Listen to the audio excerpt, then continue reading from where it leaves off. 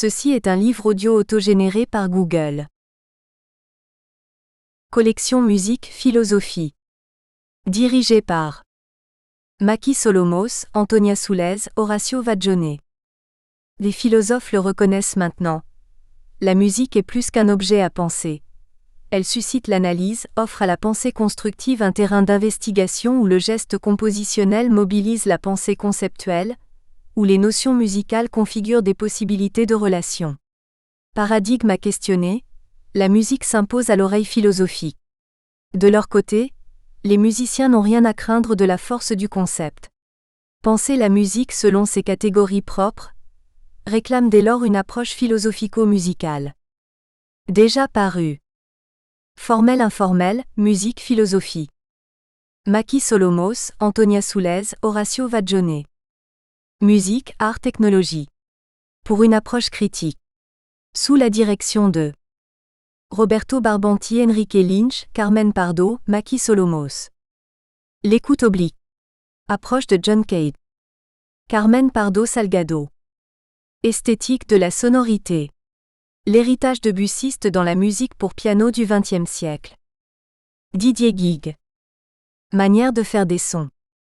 Sous la direction de Antonia Soulez, Horacio Vaggione.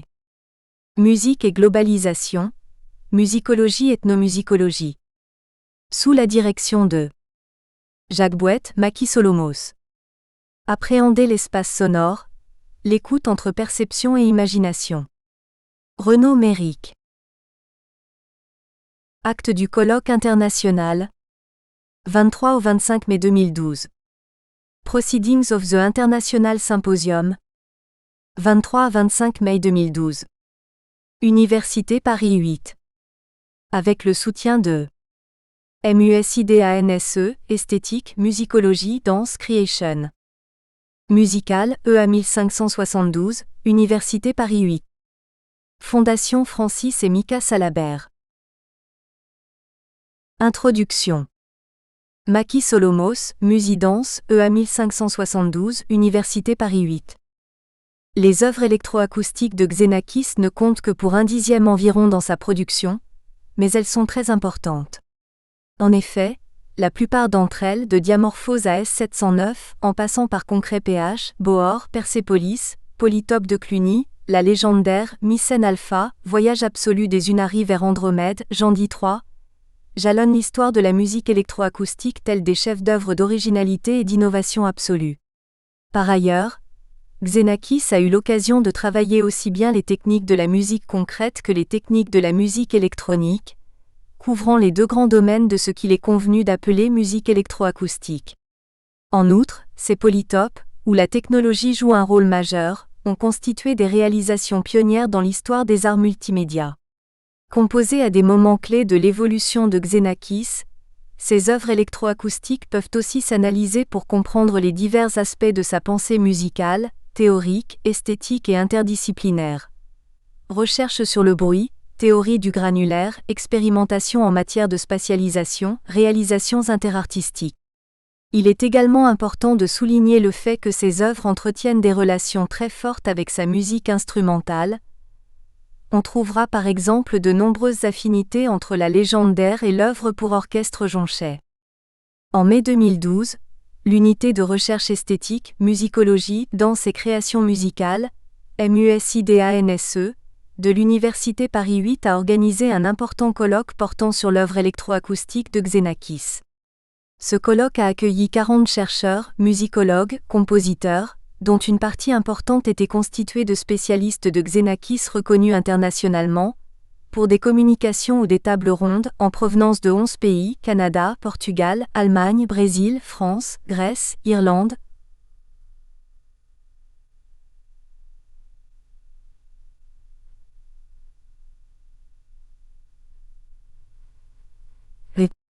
Par ailleurs, plusieurs concerts étaient organisés, qui permirent de jouer des œuvres de Xenakis ainsi que des œuvres d'autres compositeurs marqués par lui. On trouvera à la fin de cette brève introduction le programme complet de ce colloque conséquent. Le présent livre réunit 17 communications du colloque et 2 textes ajoutés ultérieurement. Il témoigne de l'extraordinaire richesse et vitalité des études xénakiennes. Xenakis Electroacoustic Works are relatively few in Iswal production, but they are very important. Indeed, most of them from Diamorphose Route Ouest 709, Concret PH, Bohor, Persepolis, Polytope de Cluny, La légendaire Mycène Alpha, Voyage absolu des Unari vers Andromède, Jean-Di 3. Punctuate the history of electroacoustic music a masterpieces full of originality and innovation. Beside, Xenakis worked both en musique concrète and with electronic music technique, covering both fields of what is called electroacoustic music. Moreover, his Polytope, where technology plays a major role, are pioneer realizations in the history of multimedia art. As they are composed at important moments of Xenakis evolution, these electroacoustic works can also be analyzed to understand the various aspects of his musical, theoretical, aesthetic and interdisciplinary thought. Research on noise, granular theory, expérimentation en spatialization, inter-artistic realizations. It is also important to notice the fact that these works have a strong relationship with his instrumental music. For instance, there are many affinities between La légendaire and the orchestral work Jonchais. In May 2012, the research team Esthétique, Musicologie, Danse et Création Musicale, MUSIDANSE, of Paris 8 University organized a large symposium on Xenakis electroacoustic production. This symposium hosted 40 researchers, musicologists, composers, among them many internationally recognized Xenakis specialists for papers or roundtables, coming from 11 countries, Canada, Portugal, Germany, Brazil, France, Greece, Ireland, Great Britain, Australia, USA, Italy, Russia. In addition, several concerts were organized, which allowed to perform electroacoustic works by Xenakis as well as works by other composers influenced by him. The full program of this conference can be found at the end of this brief introduction. This book contains 17 papers from the symposium and 2 other papers. It testifies to the extraordinary richness and vitality of Xenakis studies. Note, certaines communications, bien qu'intéressantes, n'ont pas pu être retenues. C'est le cas des communications suivantes: Christopher Haworth, Gérard Pelé et François Bonnet, Guilhem Rosa, Roger Thédine et Freya Bell, Benjamin Lévy, Luciano Ciamarone, Mikhail Dubov, Rodolphe Bourrotte, Angelo Bello. Par ailleurs, les auteurs de 3 communications n'ont pas souhaité envoyer leurs textes pour publication. Stéphane Chaube et Silvio Ferraz, Stéphane Chaube et Jonathan Manzoli, Elsa Kurtzoglou. Enfin, un chercheur, Daniel Tej, n'a pas pu venir au colloque. Note, some papers, although interesting, were not selected for publication. It is the case of the following papers: Christopher Haworth, Gérard Pelé et François Bonnet, Guilhem Rosa, Roger Thédine et Freya Bell, Benjamin Lévy, Luciano Ciamarone, Mikhail Dubov, Rodolphe Bourrotte, Angelo Bello. For 3 other papers the authors didn't want to publish their article: Stéphane Chaube and Silvio Ferraz, Stéphane Chaube and Jonathan Manzoli, Elsa Kurtzoglou.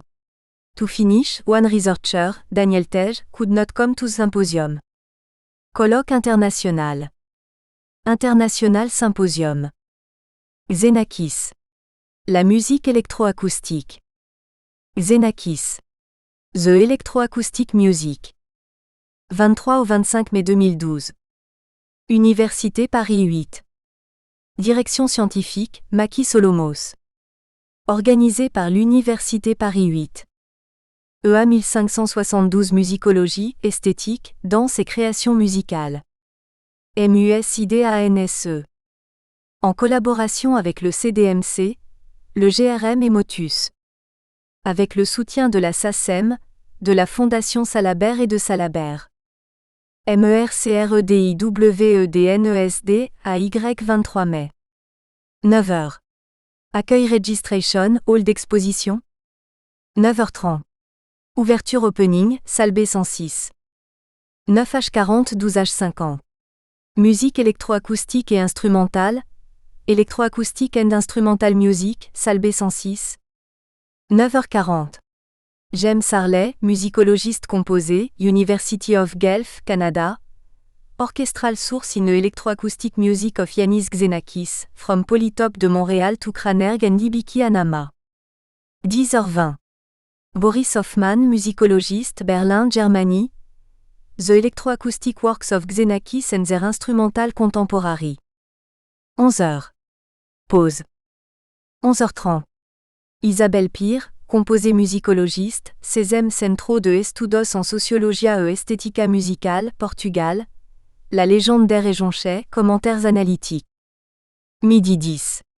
Adriano Montero, Saïd Bonduki, Master Student in Musicology and Composition, Unicamp, Campinas, Sao Paulo, Brésil. Compositional Influence in Jonchet from La légende d'Air. Modérateur Curtis Rhodes. 14h-16h. Analyse des processus créateurs. Analysis of Creative Processes, salle B106. 14h. Benoît Gibson, musicologiste, University of Évora, Portugal. Une analyse des processus compositionnels dans Bohor, 1962. 14h40.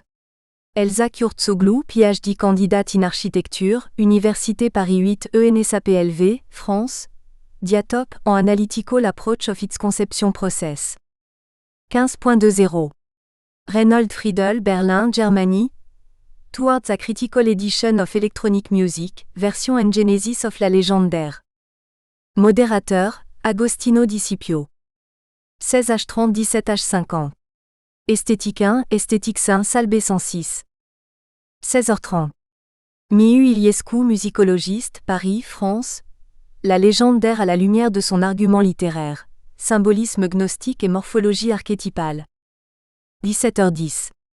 Christopher Haworth, artiste, PhD candidate, Sonica Research Centre, School of Creative Art, Queen's University Belfast, Ireland. Giving voice to the inaudible in Xenakis' work with dynamic stochastic synthesis. Modérateur, Anastasia Georgaki. 18h15. Forum post-xénakien Amphi X. Dirigé par Peter Hoffman. Avec with Russell Aswell, Florian Ecker, vidéoconférence, Alberto de Campo. 19h15. Concert 1. Xenakis et la musique concrète. Xenakis. Diamorphose 1958, 6 pieds 53 pouces. Orient-Occident, version concert 1960, 10 pieds 56 pouces.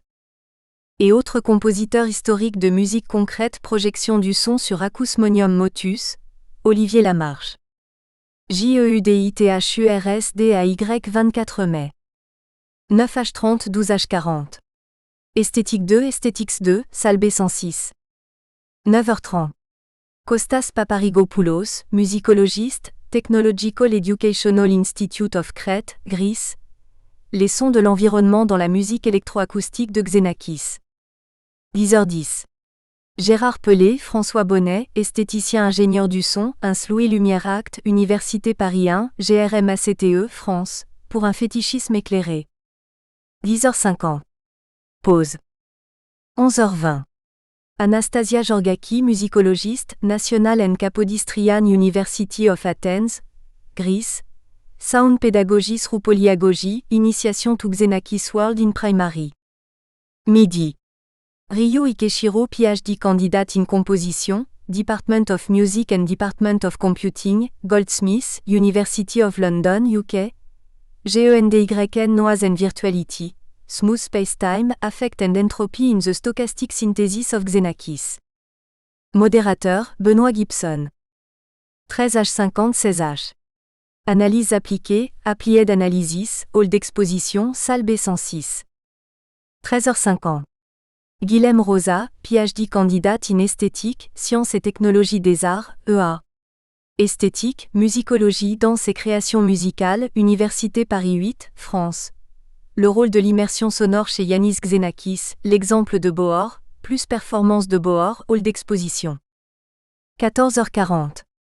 Roger Tedin, Freya Bell, composé improvisé researcher, Ostra LYSIS and Mar Auditory Laboratories, University of Western Sydney, Australia. Event and Process in the Production and Perception of Electroacoustic Music. 15h20.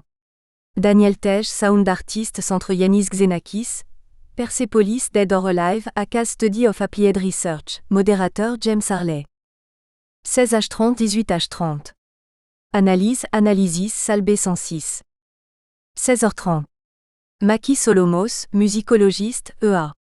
Esthétique, musicologie, danse et création musicale, Université Paris 8, France, pour la paix. 17h10.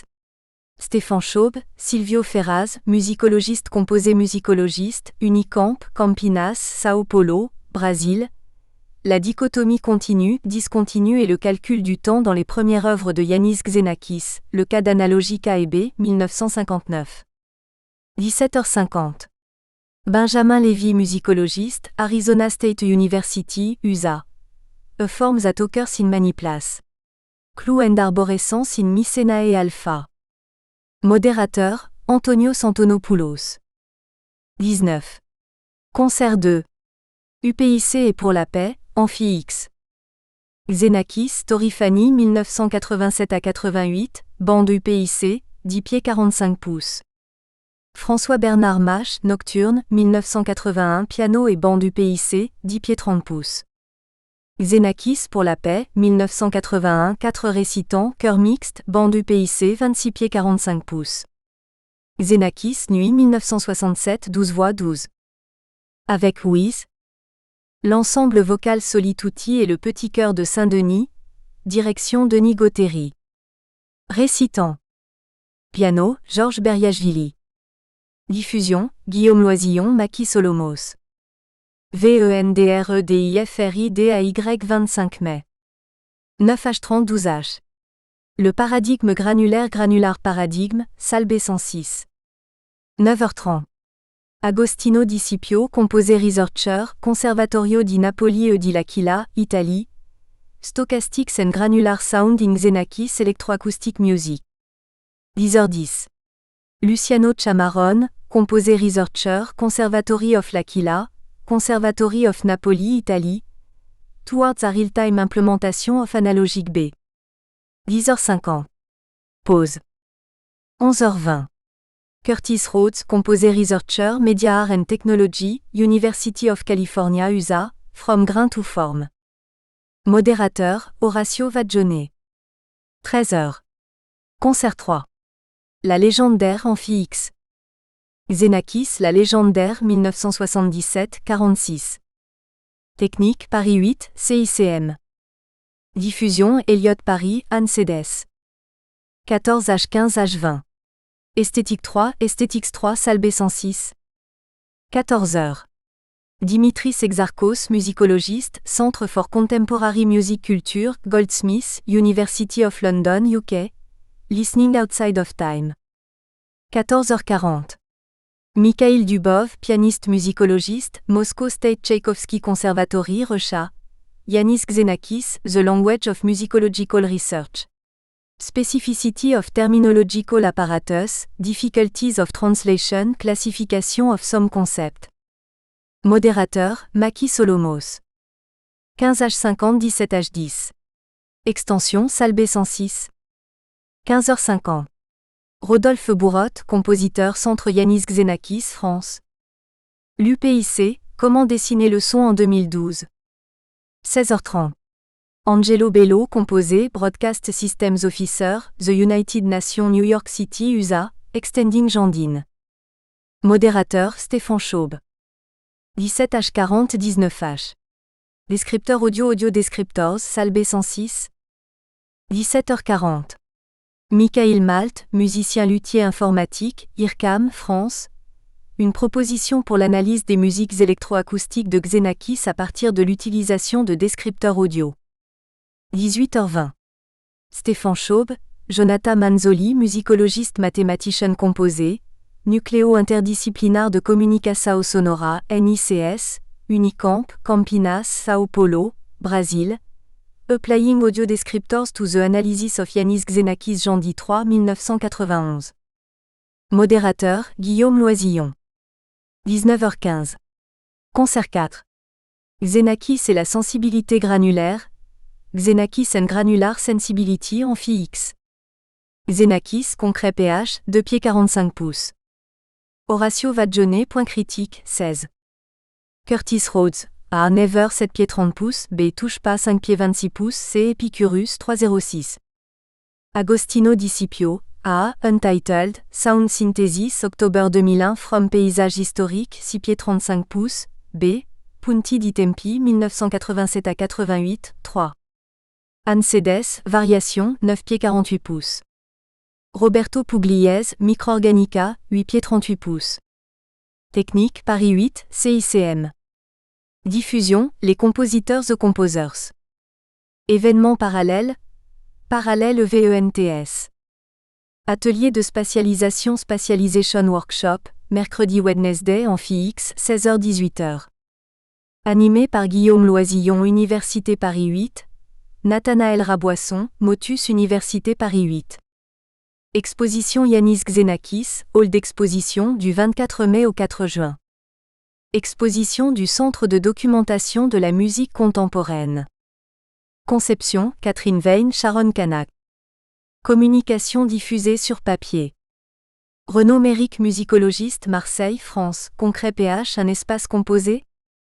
Andrea Arcella, Stefano Silvestri, composé researcher, master student in computation and electronic music, Conservatory of Naples, Italie. Analogique A et B à computer model of the compositional process. Comité organisateur, Maki Solomos, Guillaume Loisillon, Anne Cedes Université Paris 8, Laure Marcel Berlioz, Catherine Vein, CDMC, Daniel Teruggi GRM, Vincent Laubeuf, Motus. Comité scientifique, Antonios Antonopoulos Université de Thessalonique, Grèce, Moreno Andreata, IRCAM, France, Gérard Assayag, IRCAM, France, Anne-Sylvie Bartel-Calvet Université Paul Verlaine Metz, France, Pierre-Albert Castanet Université de Rouen, France, Jean-Marc Chouvel Université de Reims, France, Agostino Di Scipio Conservatorio di Napoli e di L'Aquila, Italie, Simon Emerson, de Montfort University, Grande-Bretagne, Dimitris Exarchos University of London Grande-Bretagne, Reynold Friedel Berlin Allemagne, Anastasia Georgaki National and Capodistrian University of Athens, Grèce, Benoît Gibson Université d'Evora Portugal, James Harley University of Guelph Canada, Peter Hoffman Berlin, Boris Hoffman Berlin, Guillaume Loisillon Université Paris 8 France, Michael Malt IRCAM France, Kostas Paparigopoulos Technological Educational Institute of Crete, Grèce, Gérard Pape Paris France, Curtis Rhodes Media and Technology University of California Santa Barbara, USA, Stéphane Schaub Unicamp Campinas Sao Paulo, Brésil, Anne Cedes Université Paris 8 France, Bénis Louchin IRCAM France, Georgia Spiropoulos Grèce, Maki Solomos Université Paris 8 France, Ronald Squibbs University of Connecticut USA, Martin Supper Universität der Künste Berlin, Daniel Teruggi GRM France, Horacio Vaggione Université Paris 8 France. Accueil Patricia Bizzotto, Vincent Guillot étudiant Paris 8. Musique électroacoustique et instrumentale. Electroacoustic and Instrumental Music. Orchestral source in the electroacoustic music of Yanis Xenakis. From Polytope de Montréal to Cranerg and Ibiki Anama. James Harley, University of Guelph, Canada. Abstract. Xenakis succède a variety of sound source for his electroacoustic composition. In his works completed between 1967 and 1970, his sources were drawn entirely from instrumental recordings, using primarily Western orchestral instruments, often in ensemble or orchestral formation. In most of his electroacoustic works prior to the computer-generated music, the UPIC-NGENDYN works dating from 1978, Yanis Xenakis succède instrumental source from the Western orchestral tradition, often in combination with other sounds, and often focusing on extended sonorities, EG, woodwind multiphonics, archstring bowing. In his early works, the instrumental source aside from obvious percussion sonorities in Orient-Occident, were intended to contribute to massed, often noisy texture. This is especially the case for Diamorphose, 1957, and Bohr, 1962. His studio training at GRM, beginning in 1955, taught him the classic technique of Schaeferian music concrete. He would have learned to listen closely to recorded sounds, to analyze their components, and to manipulate them utilizing standard tap technique and processing. While these works could not be considered exemplars of the music concrete aesthetic, given that they tend to direct the listener to the global evolution of composite texture rather than particular sound objects, they nonetheless achieved their aim by shaping individual sounds in the same way other composers at GRM were doing. The first project that brought Xenakis back to the studio after leaving GRM in 1962 was his Polytop de Montréal, 1967. This was a multimedia project, en installation of vertical steel cables, several hundred programmed flashbulbs, and music. Without easy access to an electroacoustic studio facility, Xenakis opted to write a score for 4 identical instrumental ensemble, initially intended to be placed in the cardinal point of the floor space of the atrium housing the installation, the French Pavilion of World Expo 1967 in Montreal. However, documentation from the Xenakis archive indicates that there was never any intention to present this music live in Montreal.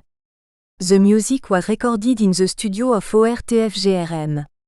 Part of the design of his installation there included placement of group of loudspeakers not only around the floor level of the atrium, but also vertically so the loudspeakers would project onto the different levels overlooking the atrium, in conjunction with the cables and lights that stretched vertically throughout the entire space.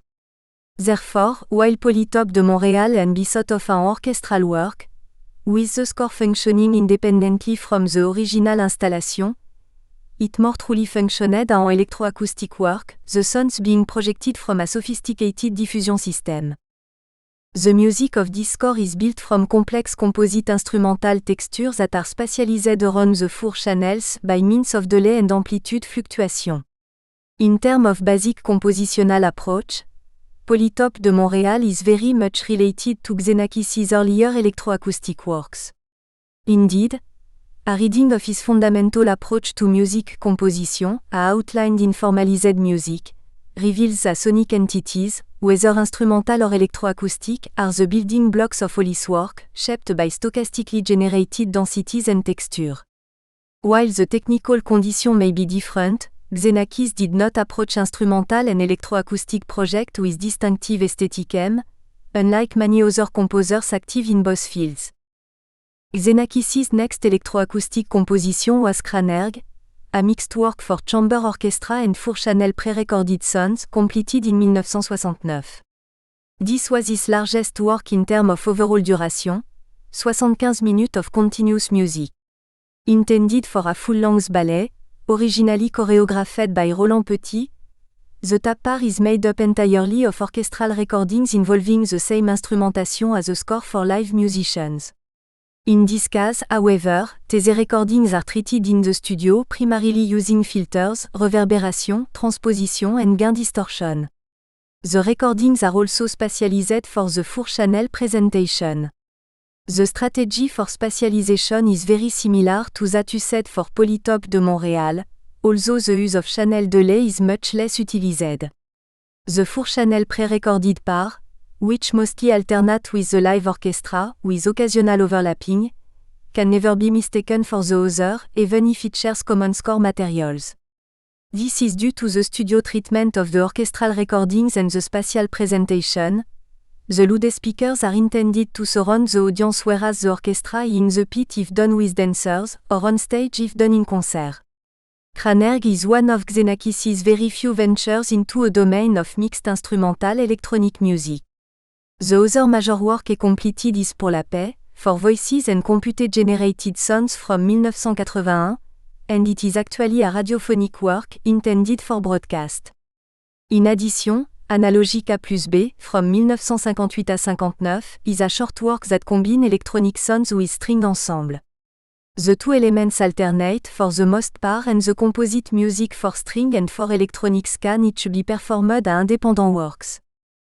In Hibiki Hanama, from 1970 for tap alone, Xenakis again used recorded orchestral source, but at traditional Japanese instrument. The work was produced in the NHK studio in Tokyo for the Osaka World Fair. This work utilizes even more extensive studio processing than Kranerg, and the shaping of the music is less yet to notated score material. Originally, Hibiki Hanama was produced for 12 tracks and was projected over a large number of loudspeakers using routing technology similar to that used in the Philips Pavilion in 1958. Xenakis was involved in the design of this pavilion and worked closely with the Philips engineer on the installation of the custom-built sound system involving a routing mechanism and several hundred loudspeakers. The primary innovation in terms of studio technique in Hibiki Hanama is the extensive use of editing, i.e., cutting recordings into fragments. These fragments are usually distinguished by instrumental textural, sometimes spectral, characteristics, and they are assigned to distinct tracks. While the work evolves over time into complex, sustained texture, there is a collage character to the first half of the 17-minute work. A different strands of distinctive instrumental orchestral texture are introduced. Some of the materials are borrowed from recordings of existing orchestral works while some were produced in Japan for this project. The materials created from traditional Japanese instruments, struck and plucked, are most distinctive, but some percussive textures are highly developed, producing complex texture, in one case resembling the stochastic grain of concrete pH. The treatment of instrumental source in the studio to create textures that bear little direct resemblance to the source became Xenakis's main approach to sonic materials for subsequent electroacoustic works. The spatialization strategy for Hibiki Hanama is quite different from Polytope de Montréal and Cranerg. There is little movement of material from one track to another by means of panning. Rather, each track is generally assigned distinctive materials, and the movement occurs through the routing of the tracks around the several hundred loudspeakers Xenakis had at his disposal for the premiere in Osaka. This strategy of placing distinct material onto the tracks at his disposal to be routed to available loudspeakers would become Xenakis's primary means of specializing sound in subsequent electroacoustic works. In the later composition Persepolis, 1971, Polytope de Cluny, 1972, and La Légendaire, 1978, Xenakis blends highly developed instrumental source with electronic and digital source. Some materials, such as the reuse of Japanese percussion, are easily recognized within the overall sonic texture. Other materials, even those derived from instrumental source, are much less easily identified. These works are definitive studio creation, where the sonorities are shaped to create the structure and the pitch-based materials are much less significant.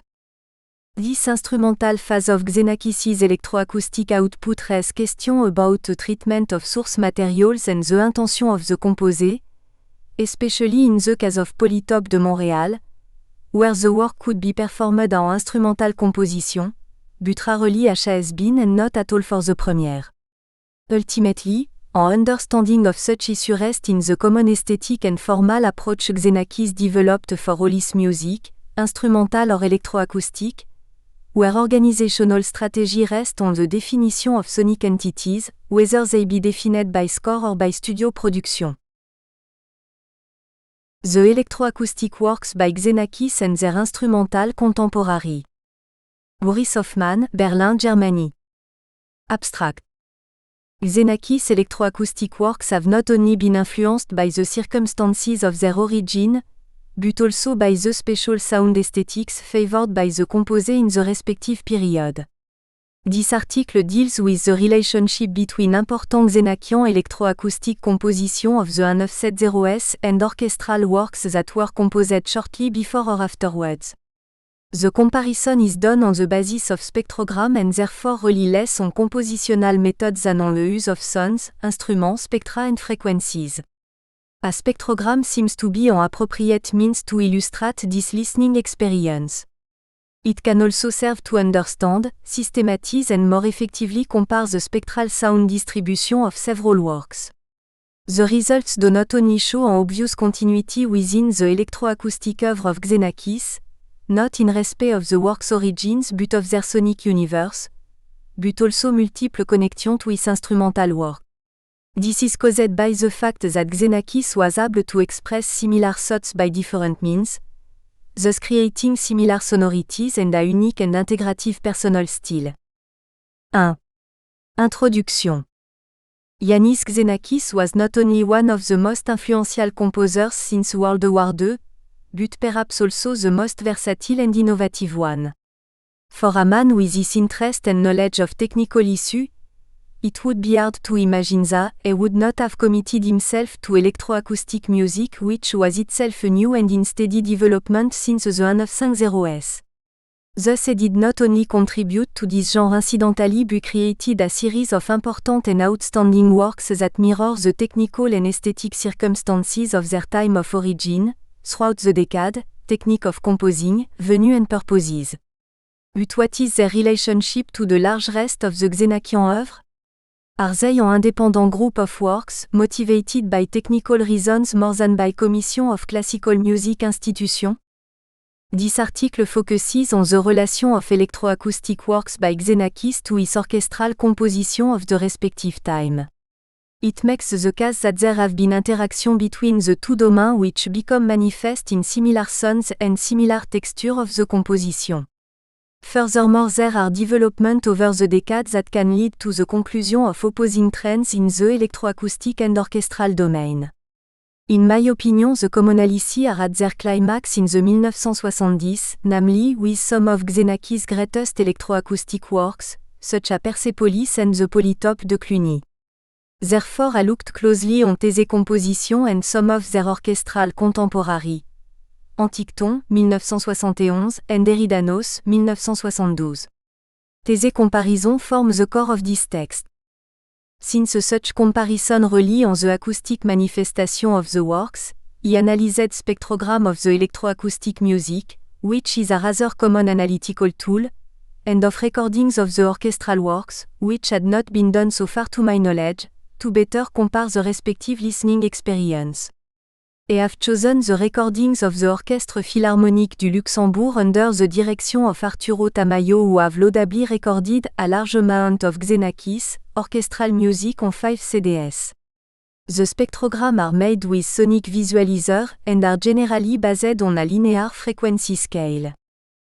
One reason for relying on orchestral music is the large number of orchestral works in Xenakis catalog that show one piece for almost every year between 1955 and 1997.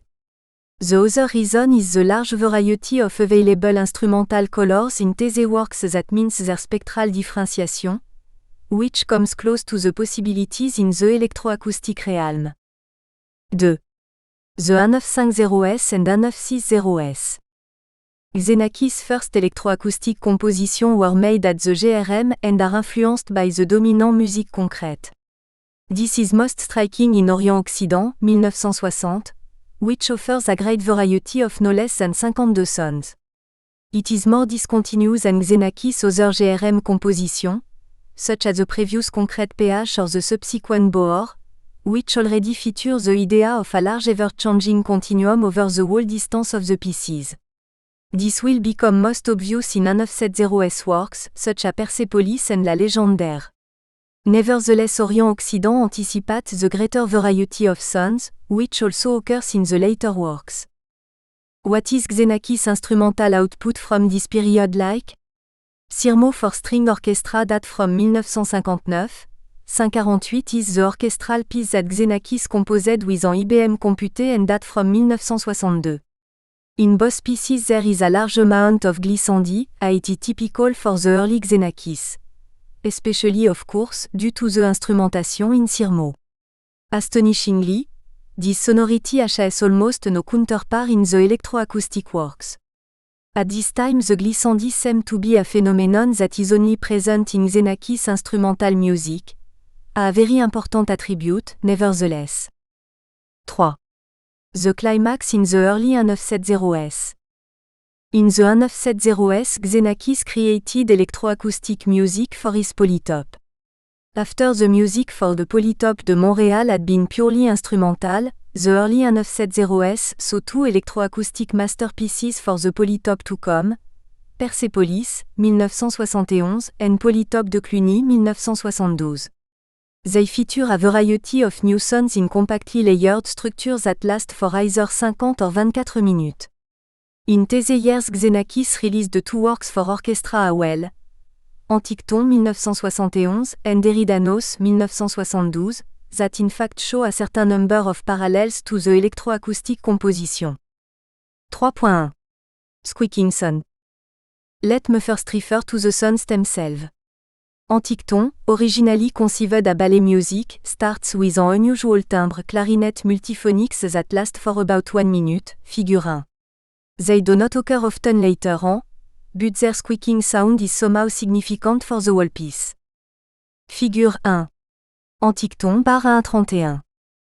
Even if such multiphonics had made their appearance in earlier pieces, they were not a prominent in this introduction. Persepolis consists of 11 different sound layers according to the sketch. The third of these layers shows the closest relation to the orchestral domain, and it also consists of clarinet multiphonics. The piece even opens with them appearing in 6 of the 8 channels in the first minute. Figure 2. Persepolis, minuit à 1h. They have been transposed and modified in their spectral composition, so that a large cluster has evolved, as one can see in the spectrogram in Figure 2. Similar to Figure 1, it shows a relative richness of harmonics. The polytope de Cluny also features sounds with a squeaking character, although they do resemble the clarinet multiphonics less. At 5h27 a layer of squeaking sounds appears and stays until 6h10, Figure 3. Here the sounds are less rich in harmonics and mainly cover the spectrum below 700 Hz. The higher frequencies at the beginning and the end of the passage belong to the tinkling of ceramic wind chimes. Figure 3. Polytope de Cluny, 5h27 à 6h10. 3.2. Glissandi. In the 1970s, glissandi or glissando-like texture were still the most significant sonority in Xenakis' œuvre. Antiqueton contain many of them, especially in dance structure in the second half of the piece. One form of appearance is a conglomerate of short upward and downward glissandi, as for example in the passage starting at bar 439, Figure 4. Figure 4. Antiqueton, bar 439 à 447. But unlike in the early electroacoustic works we do now find similar glissandi in Persepolis that have presumably been recorded with string and disguised afterwards. The most obvious example is a layer of short glissandi from 10h30 to around 15h50, easy to perceive in Figure 5. Sometimes the glissandi are reminiscent of the moose-blown whistles of Teretector, sometimes of a wind machine. They return around 24h. Figure 5. Persepolis, 10h35 à 10h50. The second form of appearance in Antiqueton is a large fan of slower crosswise glissandi, covering the whole compass of the string and thus reminiscent of metastasis. Figure 6 shows an example of bar 560 to 575 where the glissandi are joined by the emblematic clarinet multiphonics of the beginning. Figure 6. Antiqueton, bar 560 à 575. These glissandi also have their counterpart in Persepolis. Later in the piece we find the glissando-like structure that starts around 32/25, continuing until 32/55 and returning around 43:00. These glissandi have a more technical sound character, rise more slowly and are reminiscent of airplanes taking off, Figure 7. In fact, given the dense structure of spherical UPIC sounds in Voyage des Unari vers Andromède from 1989, one can recognize here a kind of precursor. Figure 7. Persepolis, 32/25, 32/55. 3.3. Rushing sound. In measure 154 of Antiqueton a rushing sound plan evolve as a result of the string playing at the bridge, soon complemented by clarinet multiphonic. In the spectrogram the almost equal spectral distribution of energy is striking, Figure 8. Figure 8. Antiqueton, bar 154 à 164. In the following orchestral work Eridanos from 1972, this effect is even enhanced as there is another sort of rushing sound appearing in the middle, bar 73 to 104, and at the end of the piece. It is a very gentle sound created only by the string moving their bow over the corpus of the instrument, but it sounds as if it originates in an electroacoustic work and show an even distribution of frequencies to Figure 9. Figure 9. Eridanos, and rushing sounds can be found in the music for the polytope de Cluny as well, especially in the final section starting at 22h30 with a rushing sound of many lower spectrum. With the addition of high frequencies at 23h it changes to something, which comes close to white noise and lasts up to the end, Figure 10. Figure 10. Polytope de Cluny, 22h30 end. The first part of the polytope de Cluny is characterized by a dense layer of very low frequencies. They even partly appear isolated, for instance at the very beginning or starting at 3h15. These machine-like sounds somehow seem to be imitated in Antiqueton when a layer of low-string sounds spreads from bar 105. Its pitch slowly rises before the layer is joined by low brass sounds too. 3.4. Similar structure. Looking at the overlying structure of the pieces, you can find the texture of more or less static layers, which can consist of pulsating noise as well. Figure 11 shows an example of the polytope de Cluny starting at 17h, with one of the most complex layering of impulse, including an African tumbe piano.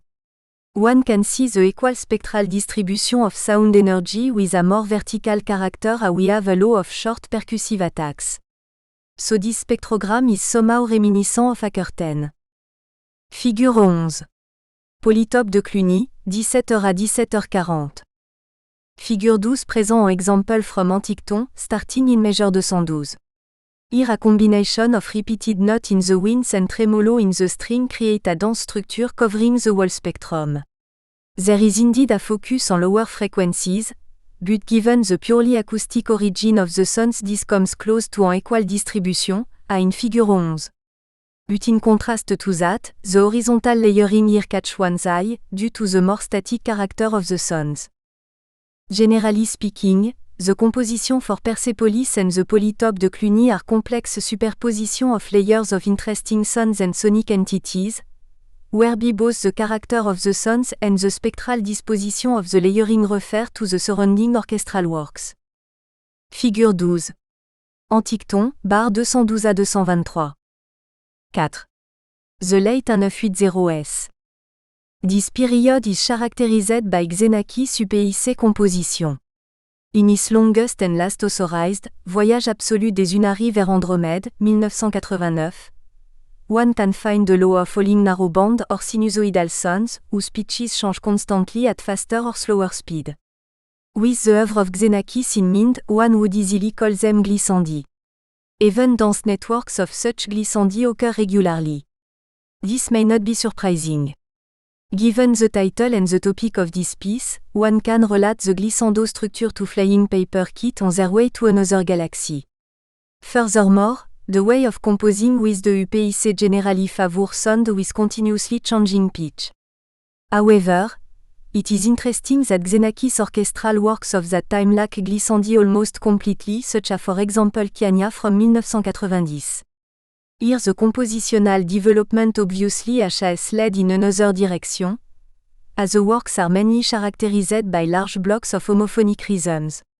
So when looking at the use of glissandi in the different decades, one could call this a kind of complementary development in the two domains. 5. Conclusion. Electroacoustic and orchestral works shape the oeuvre of Xenakis from the 1950s to the 1990s. But in general the compositional methods and especially the technical circumstances of the electroacoustic works are too unique to have left continuous mark on the whole instrumental output of the period. Nevertheless one can observe a law of influence and commonality in detail, reaching from similar sounds, via similar texture or characters of single passage, to comparable structure of whole pieces, especially concerning layering and succession of sonic events and entities. This is certainly due to the fact that Xenakis was able to express similar thoughts by different means, thus creating similar sonorities. Et Terebi achieved a unique and integrative personal style. By examining the most famous Xenakian sonic entity, the glissando, one can ascertain a complementary development in the two relevant domains, dominating in the instrumental works of the 1950s, it becomes increasingly rare up to the 1980s and 1990s. Vice versa with the electroacoustic composition. From rare appearances in GRM times, it gained independence in the 1970s and did its peak in UPIC works of the 1980s. Both curves meet in the polytope era of the 1970s, a fact that may be significant for the largest similarities between the orchestral and electroacoustic domain in that time. Thus, when looking for characteristic elements of Xenakis' personal style, One should always consider the works of all genres of a given period because the electroacoustic works can in some respect be seen as the other side of the same coin. 6. REFERENCES. Harley, James, 2001. Formal Analysis of the Music of Yanis Xenakis by Means of Sonic Events, Recent Orchestral Works, in présence de Yanis Xenakis, edited by Maki Solomos, Paris CDMC 2001, page 37 à 52. Harley, James, 2002. The Electroacoustic Music of Yanis Xenakis in Computer Music Journal 26, NR 1 2002, page 33 à 57. Solomos, Maki 2009, Orient-Occident. From the Film Version to the Concert Version, in Yanis Xenakis, Das Elektroakustische Werk, International Symposium Köln 2006, edited by Ralph Paland and Christoph von Blumröder, Verlag der Apfelwein 2009, page 118 à 131. Perspective d'analyse comparative entre la légende d'Air et Jonchet de Yanis Xenakis. Isabelle Pire, CESEM FCSH, Université Nova de Lisbonne, Portugal. Music is sound, that is action. If there's no music, there is silence. In other words, silence is the negation of music. Xenakis in Varga, 1996. Abstract. Notre propos est de mettre en évidence certains aspects musicaux qui montrent des rapports étroits entre la légende d'Air et Jonchet de Yanis Xenakis. Nos considérations sont fondées sur des propos tenus par Xenakis lui-même, mais aussi par d'autres spécialistes qui traitent de son œuvre musicale. Dans ce dessin, nous débuterons par des considérations qui se rapportent au paradigme analytique des musiques à partir de la deuxième moitié du XXe siècle, ainsi qu'à des questionnements concernant les études analytiques à caractère comparatif entre des œuvres dont les forces sonores ainsi que le support ou la représentation sont de types divers, comme c'est le cas ici. Une œuvre électroacoustique et une œuvre orchestrale.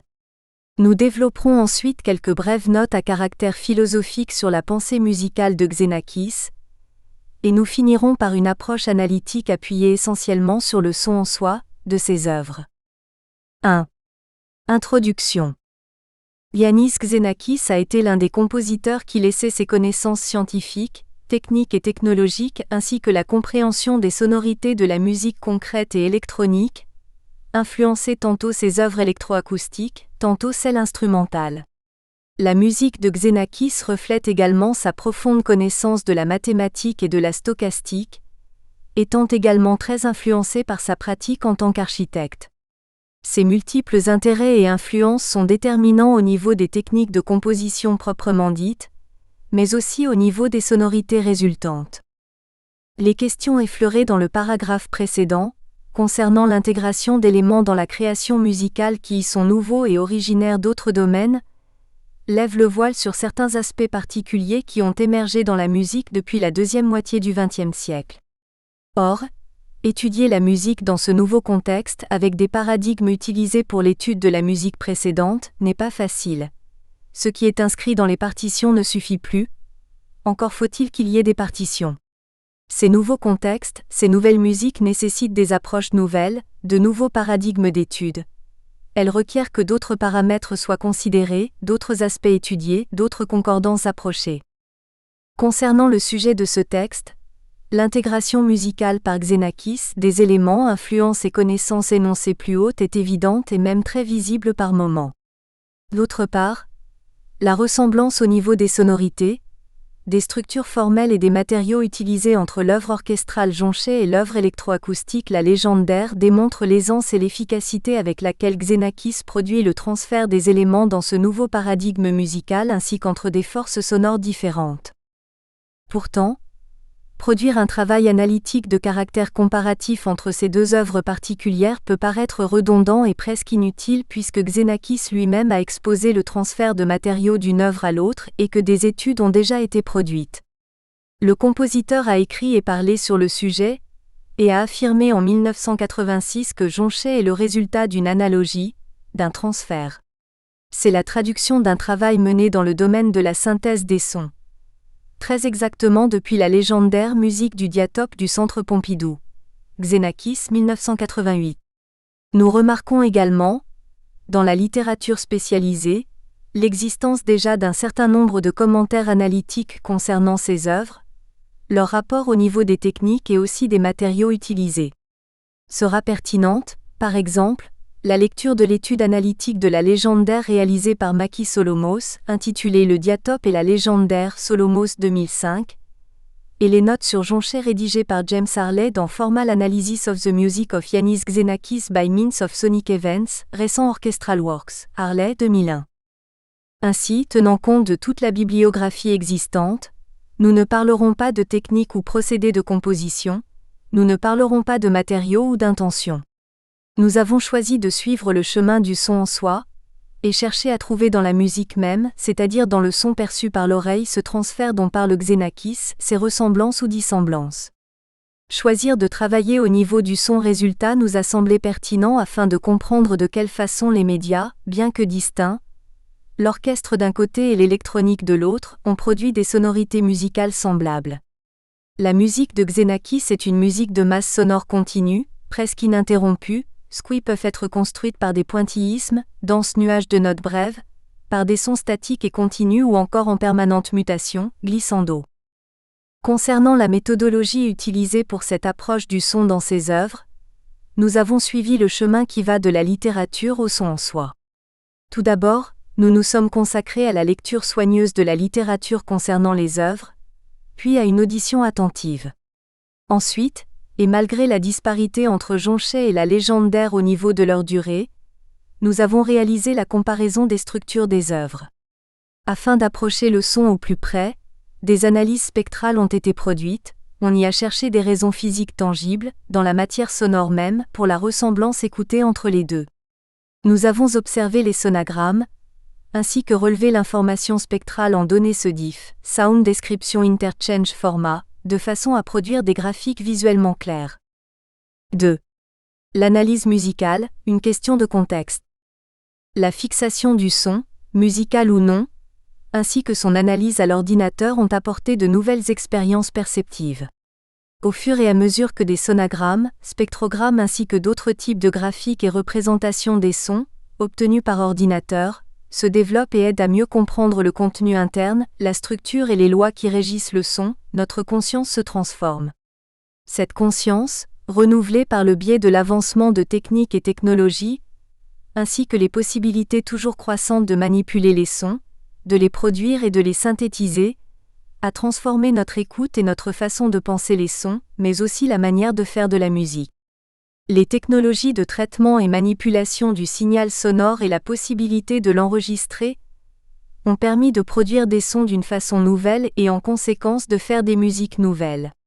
Or, si ce nouveau monde technologique a été crucial pour le développement d'une industrie musicale, c'est dans les studios de recherche que la connaissance du son et les expérimentations techniques déterminantes ont été déployées. Ces travaux expérimentaux ont engendré des attitudes musicales diverses, nommées aujourd'hui sous le terme général de musique électroacoustique. Cependant, s'il est avéré que les mêmes expérimentations et développements technologiques ont permis la naissance de nouveaux paradigmes musicaux, il est aussi incontestable qu'ils ont affecté de manière déterminante la musique instrumentale. Les pratiques compositionnelles dans le domaine de la musique instrumentale, y compris les techniques de composition, ont été assez bouleversées depuis la naissance des studios de recherche musicale, avec les technologies qui leur sont propres ainsi qu'avec le début du développement de la synthèse sonore. En effet, certains compositeurs ayant eu contact avec ces nouvelles techniques, technologies et sonorités, ont modifié de façon plus ou moins radicale leurs pratiques compositionnelles, leurs techniques étant métamorphosées. Parmi tant d'autres nous citerons Ligeti, Berio, Stockhausen, Roger Smollet, Penderecki, Zimmermann, Murail, Griset, Sariao. Mais la musique a aussi été transformée par l'application, parfois stricte, parfois métaphorique, dans les processus de composition de certaines théories ou présupposés originaires de domaines scientifiques divers. Xenakis, comme tant d'autres, a emprunté aux nouvelles technologies et connaissances scientifiques les possibilités de calculer les sons, le son de l'œuvre. Son intérêt profond pour la science et la technologie était la condition de l'exploitation de nouvelles sonorités, qui, basées sur des théories mathématiques, se rencontrent tant dans la musique électroacoustique que dans la musique instrumentale. Xenakis affirmait : « Je travaillais de façon générale avec des probabilités et d'autres questions théoriques. Mais si on peut produire des sons avec un ordinateur, le cercle est complet, non seulement dans le domaine de la macroforme, mais également dans celui le plus infime, celui de la synthèse sonore. Xenakis Invarga, 1996. Les technologies, principalement les ordinateurs, ont été le moyen qui a permis à Xenakis une application aisée de certaines théories mathématiques tantôt dans le calcul de sonorité électronique et tantôt dans les masses sonores orchestrales. Xenakis affirmait que son intérêt pour les ordinateurs ou pour d'autres technologies de calcul ou de génération de sons était de lui permettre de prendre possession des sons et d'être capable de les créer. C'est pourquoi il était intéressé par les ordinateurs. Xenakis Invarga, 1996. Il souhaitait développer une musique calculée, une musique dans laquelle la macroforme émerge d'un petit ensemble de règles, mais aussi dans une continuité avec le changement entre les harmonies. Xenakis Invarga, 1996.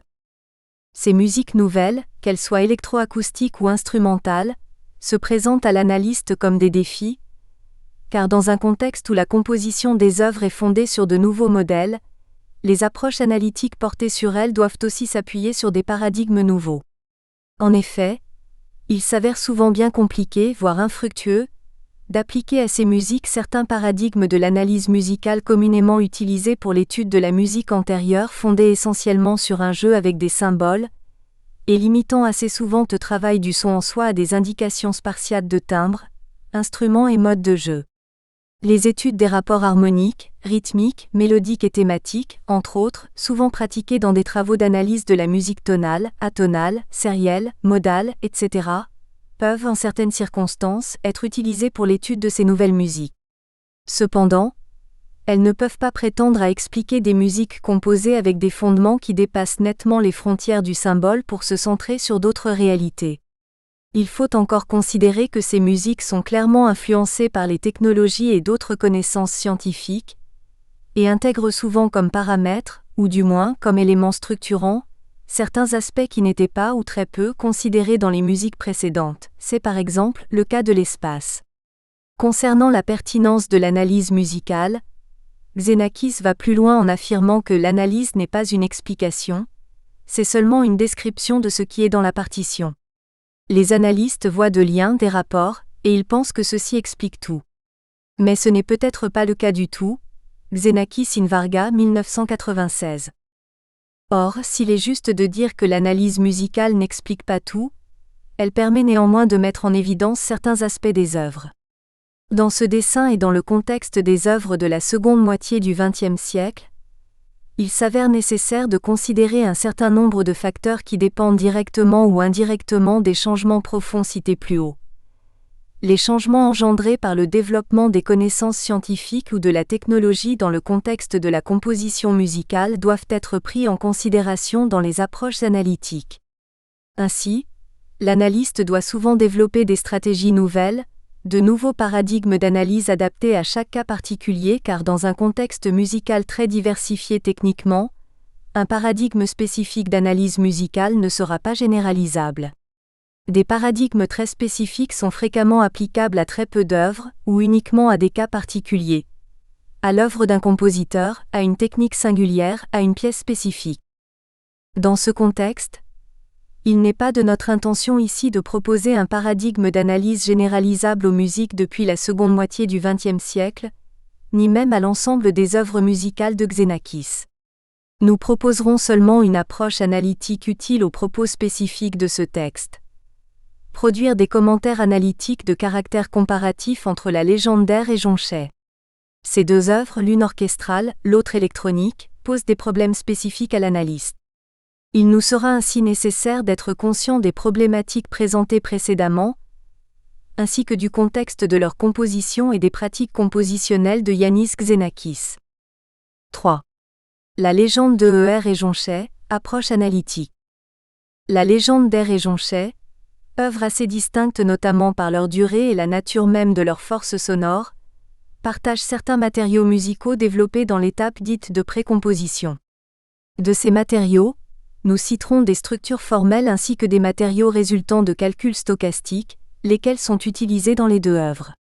Mais ces deux œuvres, L'une électroacoustique, sur 7 pistes dans la version pour le diatope, avec une durée de presque 46 minutes environ, l'autre pour orchestre, d'une durée d'environ 15 minutes, se ressemblent en divers aspects qui dépassent les calculs stochastiques de matériaux et les structures formelles, par exemple certaines sonorités.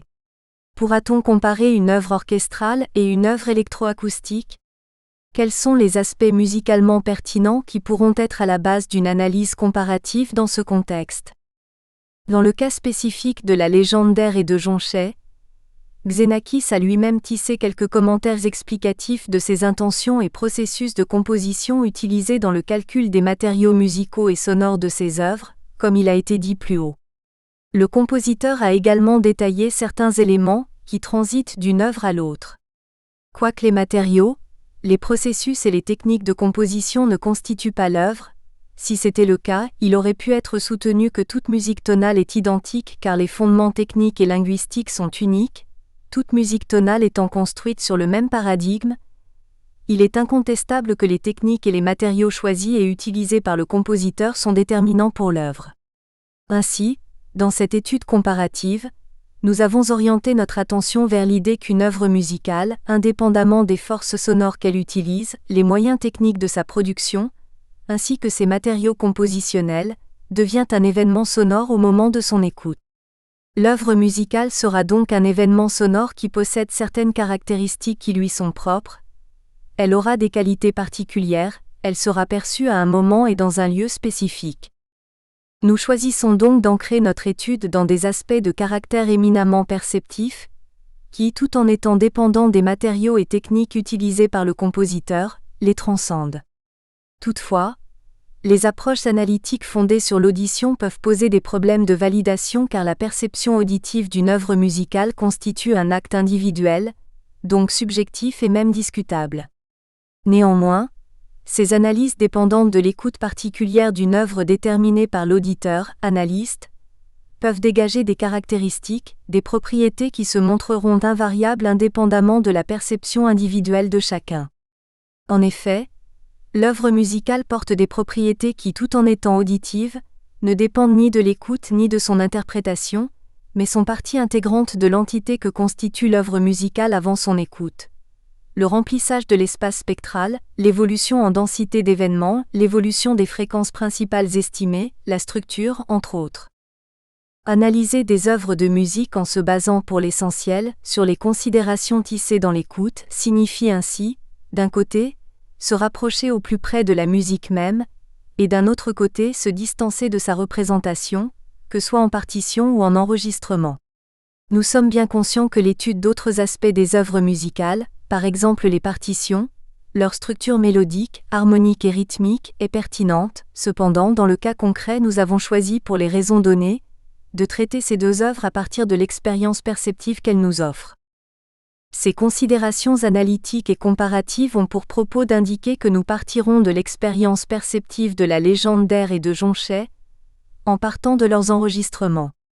Nous aurons également recours à l'étude du son en soi, pris comme représentation du phénomène physique à percevoir par le biais de sonagrammes, spectrogrammes et d'analyse de données.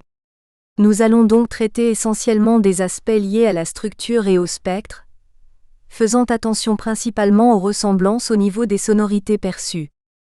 4. Commentaires analytiques, Jonchet. 4.1. L'œuvre. Jonchet, œuvre pour orchestre, bois, cuivre, cordes et 6 groupes de percussion, d'une durée d'environ 15 minutes, commande de Radio France, a été créée le 21 décembre 1977.